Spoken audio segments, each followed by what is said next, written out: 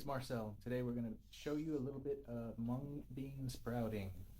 I was also doing some other, broccoli seed sprouting, but I haven't quite decided how I want to do that. I haven't mastered the broccoli seed yet, so I'll do that video a little bit later. But right now we're going to do some mung beans. I'll show you how I do it, what I've learned, and these are actually really good for lunch, whatever. I'll show you what's up. Check it out. Alright, first of all, these are the mung beans here. L'uomo. I got organic mung beans. This is 500 grams. Half a kilogram cost about, I think it was €3.50 or something. It's really cheap, like $4.50 US dollars or something like that. And this has lasted me almost all month.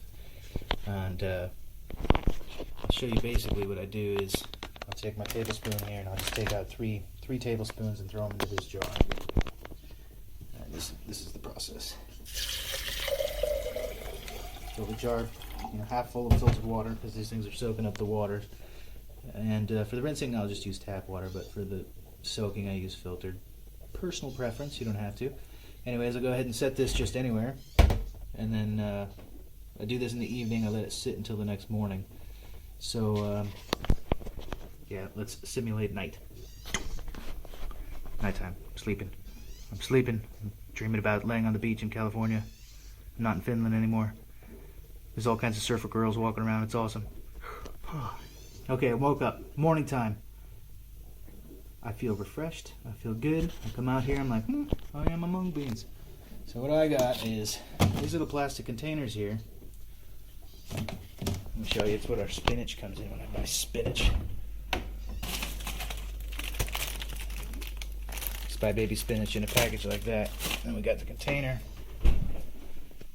So what I do is I took my drill bit, and I don't even know what size it was. It was like 1 millimeter or half a millimeter or something. I don't know. But I just drilled it. You can see the holes in there. Drilled a bunch of holes in there. It's not enough to drain it like I like it, but it's enough to start. Probably don't even need them. But anyways, this is what I do. Let's get my strainer here. Pour the mung beans in there.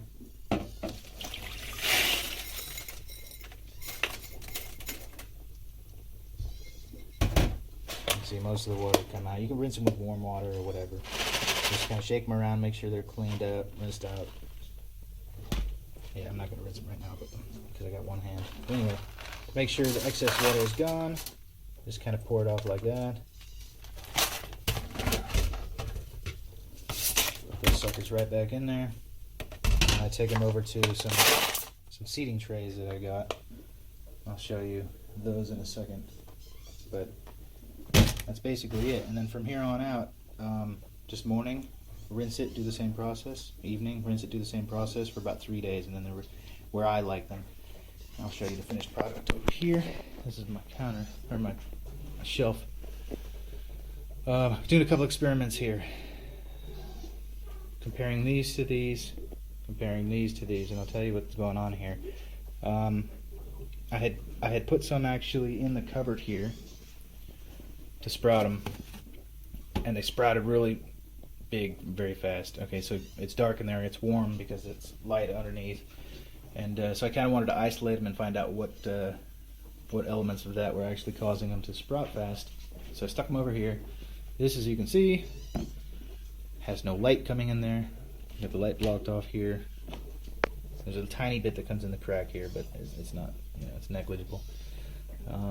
And then it's comparison. Okay, on this one, I had the top to maintain moisture levels, because when you rinse these things off, like I said, you don't want them sitting in the water, but you want them to maintain their moisture to help them sprout. So this one's got the moisture and it's got light, so we can tell whether the light affected it at all or not.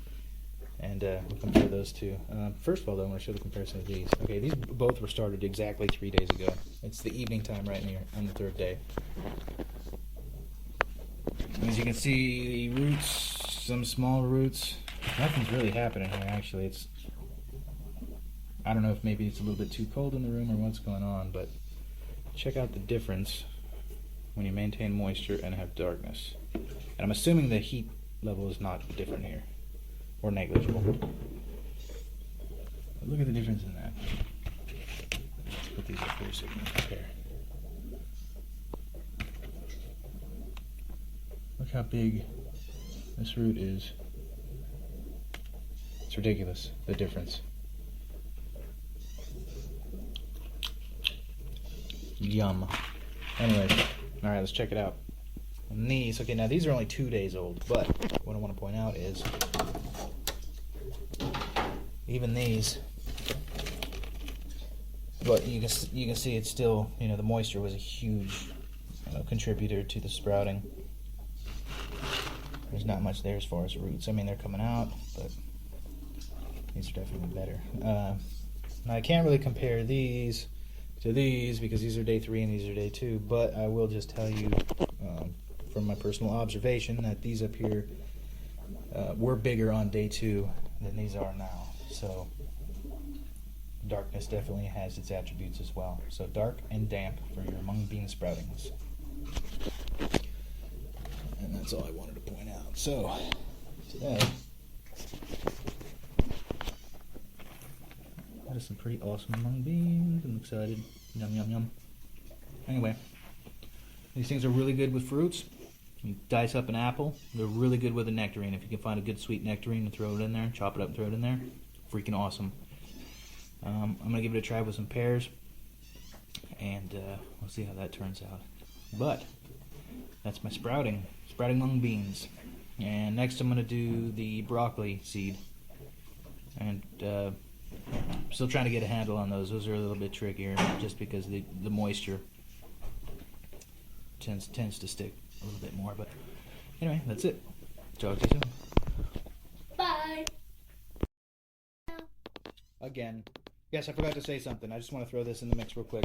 These mung beans on day 3, if you notice when you're sprouting your mung beans, the heads are still relatively white right now.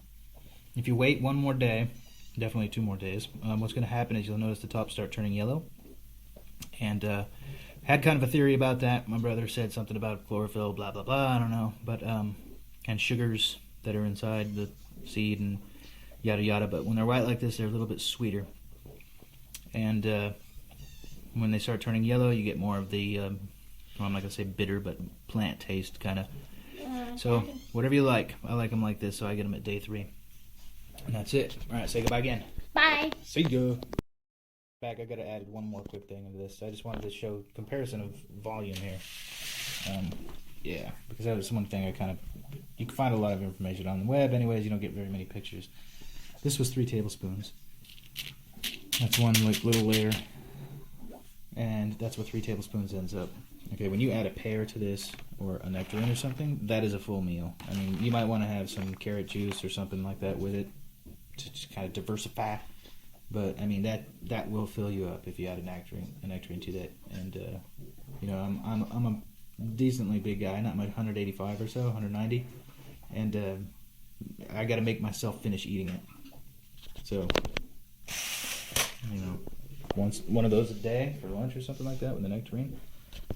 Is that bad for you? I don't know. Look at the volume difference. So it's at least 5 or 6 times the volume once it's done sprouting after 3 days. So there's your volume comparison, and we will see you later. I hope this is the last appendage to the video. Peace.